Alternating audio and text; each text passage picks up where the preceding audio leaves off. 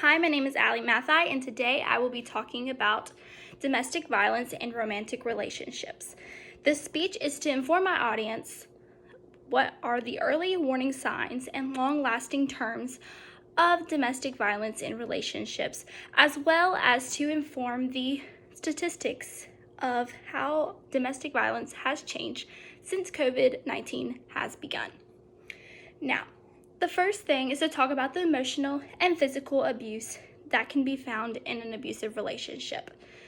Now, the early warning signs that most people can usually pick up on, but sometimes it's ignored or put off as nothing, is when a person that is usually a bubbly person or a very outgoing person tends to stop doing things that they usually do. This could be as simple as going to the gym every day, or hanging out with their friends, or hanging out with their family. For someone that could be, if they are very artistic, they stop painting or doing music or anything that they usually do as their normal hobbies. But it can also be that they tend to keep to themselves and they don't talk about their relationship with their family or friends.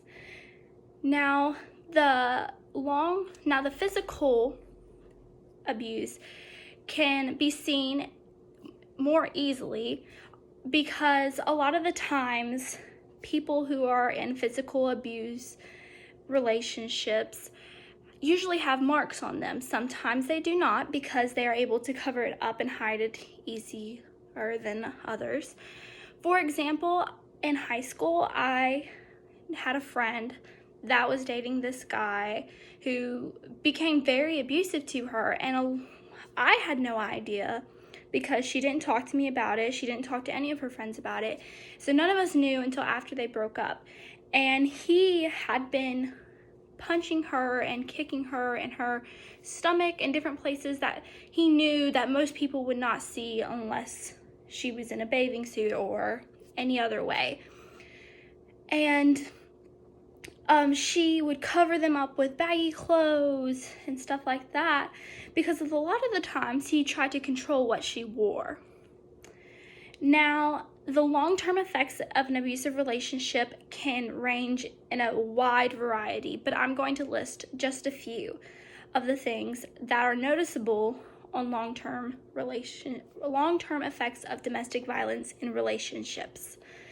Now, the most common one can be weight gain or weight loss, and this can also happen while in a domestic violence romantic relationship. Now, for me, I was in a relationship with a guy for over 2 years. He was my high school sweetheart, and he became verbally and physically abusive towards me. Now, he constantly would put me down about my body and tell me that I was too big, and then he would tell me that I was too small. And after we broke up, I lost all my self-confidence. Before the relationship, I was a very confident person, a very bubbly person. I always hung out with my friends and my family. But once we broke up, I felt as though I had lost like a whole part of me because I had spent 2 years with this person that mentally and physically abused me. I started to compare myself to other people who I thought was the ideal of a pretty person or the ideal supermodel. And so I would compare my thighs or my belly or my back or my smile, just anything. And it took me almost 3 years to gain my confidence back and to start loving myself again. Now, let's talk about how COVID has changed the statistics for domestic violence in relationships. Now, since COVID has started, the case number in domestic violence has risen tremendously, more than most people would think. Now, the main cause of this is because of the stress levels after the lockdown started. And you may not understand that. You may be thinking, why? Now, a lot of people are starting to work from home once COVID had started and the lockdown came into effect.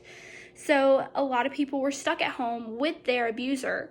with no escape, when before they were able to go to work to escape their abuser, but now they are not. Now I'm going to show you a chart that shows a little bit about how this has increased.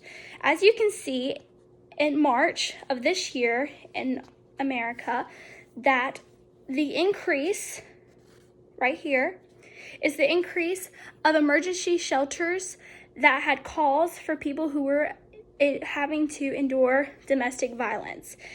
As you can see, it did rise a little bit in just calls alone, but once the lockdown was lifted, the data shows that the emergency shelter calls went down tremendously because a lot of people were able to go back to work and escape their abuser. Now, it is very important to know these signs and be able to identify them in any situation so you may be able to help someone that is having to deal with domestic violence in a relationship. Thank you.